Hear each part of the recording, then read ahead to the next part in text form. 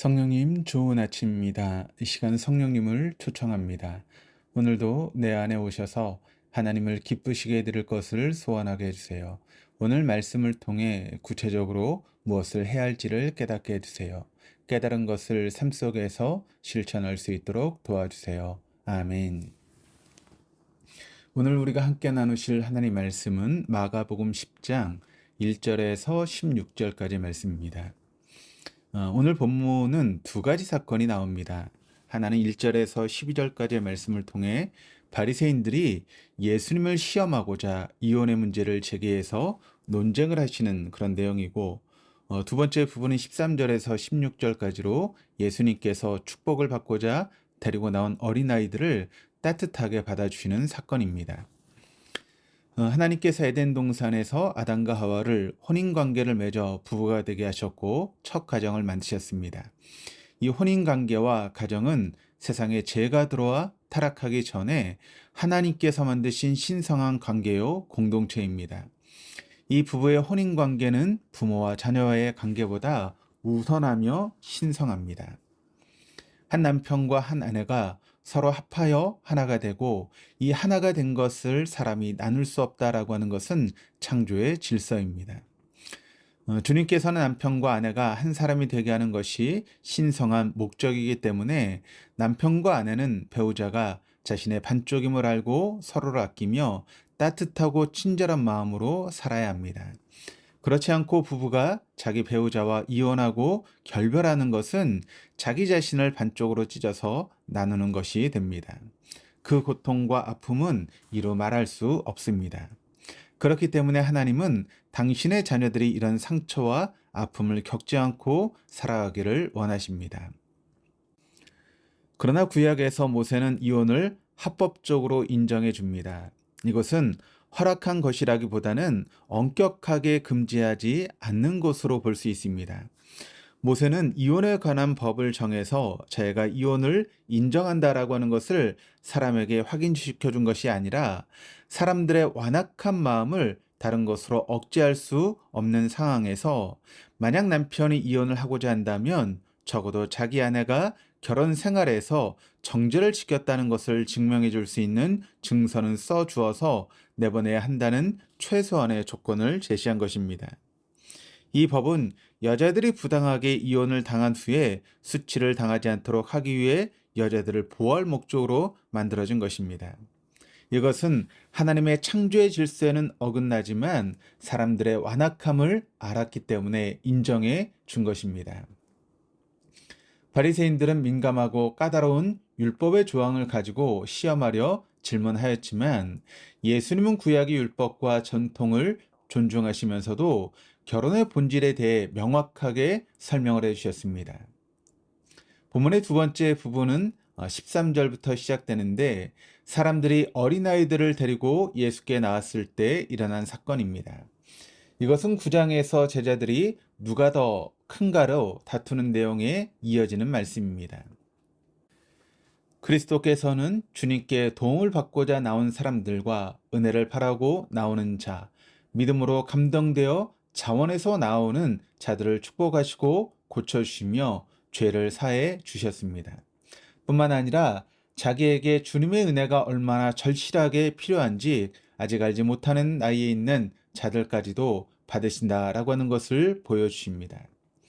이 어린아이들은 아직 주님의 축복을 받기를 스스로 원할 정도의 지각을 가지고 있지 않았지만 부모들이 그들을 데리고 오자 주님께서는 그의 온유하심과 인자하심으로 아이들을 받으셔서 사랑 어린 축복 기도를 드림으로 아버지 하나님께 그들을 거룩하게 구별하여 드립니다.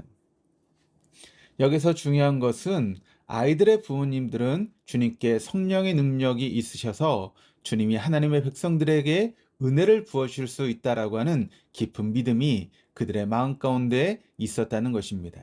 그렇지 않았다면 부모들은 자기의 자녀들을 주님께 데려오지 않았을 것입니다. 예수 그리스도께서는 당신이 어린아이들을 받아주겠다라고 하는 분명한 뜻을 밝히시고 그들을 안아주실 뿐만 아니라 그들에게 유대인의 전통에 따라 안수하시고 축복하셨습니다. 모든 인간은 그의 나이에 상관없이 아담 이래로 온 인류가 사망 선고를 받았기 때문에 어린 자에게서부터 나이 든 자에게 이르기까지 모두 다 유일하신 구세주에 의해서 구원을 받아야 함을 보여주고 있습니다. 그러나 제자들의 태도는 아주 달랐습니다. 13절입니다. 사람들이 예수께서 만져주심을 바라고 어린아이들을 데리고 오매 제자들이 꾸짖거늘. 부모의 마음과 제자들의 마음이 완전히 달랐습니다. 부모들은 아이들을 위해서 예수님의 만져주심을 바라고 예수님께 데리고 나갔습니다. 자기의 자녀들이 그리스도이신 예수님, 하나님의 아들로부터 복받기를 소원했습니다. 어른들은 당면한 자신의 문제 해결을 위해서 주님께 나왔지만 부모들은 자녀들이 주님의 은혜를 잊기를 원하였고 그들의 미래가 주님의 은혜와 축복으로 이어질 수 있기를 원했습니다. 그러나 제자들은 당면한 문제들을 가지고 오는 어른들을 돕는 데에만 관심이 있었습니다. 그렇지 않아도 몰려오는 사람들로 너무 복잡하고 일도 밀리는 데다 예수님도 피곤하고 지치셔서 아이까지 오는 것을 번거롭고 귀찮은 일이라고 생각했습니다.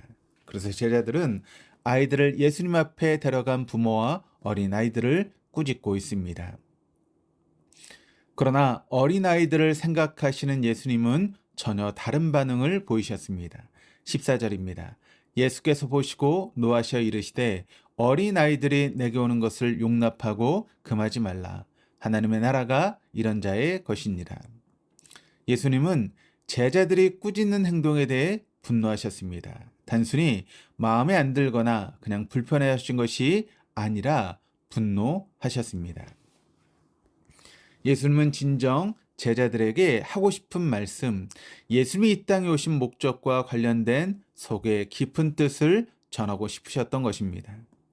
주님은 죄로 인해 죽을 수밖에 없는 인간에게 영원한 생명을 주시려고 천국을 가르치시며 영생에 대한 소망을 주시려고 이 땅에 오셨습니다.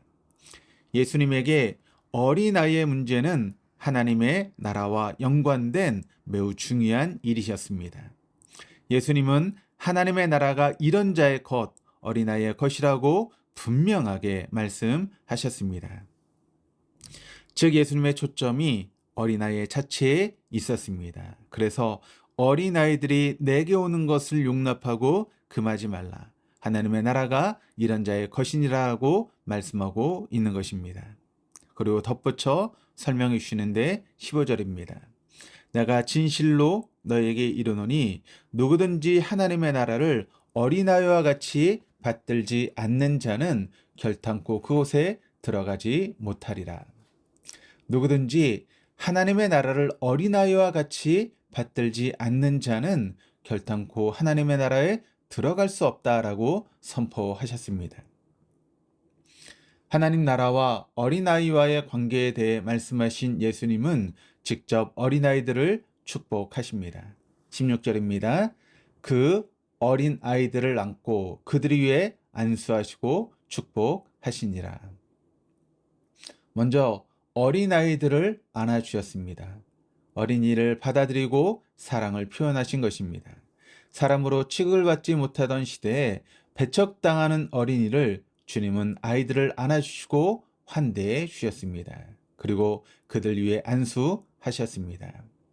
어린아이처럼 겸손하고 자기를 낮추는 자가 주님을 기쁘시게 하며 천국을 얻습니다. 우리도 어린아이같이 자신을 낮추고 겸손하게 주님께 나아가며 예수님의 마음을 우리도 본받아 우리 교회와 한국 사회의 희망이 되는 어린이들을 위해 주님의 마음으로 섬기고 주님께로 이끌며 축복하는 일을 실천해 나가야 하겠습니다. 기도하시겠습니다. 하나님 아버지, 가정의 소중함을 가르쳐 주시니 감사합니다. 주께서 짝지어 주신 것을 사람이 나누지 못한다라고 하신 것을 본받아 부부관계의 최우선적인 가치를 두고 가정을 지킨 일에 힘쓰게 하시옵소서. 어린아이처럼 받들지 아니하면 결단코 천국에 들어갈 수 없다라고 하셨는데 저희도 순진하고 깨끗한 마음, 겸손한 자세로 예수님의 가르침을 받아들이게 하시고 따르게 하시며 전적으로 하나님을 의지하는 믿음을 허락하여 주옵소서. 예수님처럼 어린아이들을 따뜻하게 영접하고 생명의 말씀으로 가르치며 사랑을 베풀고 축복하게 하여 주옵소서. 감사드리며 예수 그리스도 이름으로 기도드립니다. 아멘.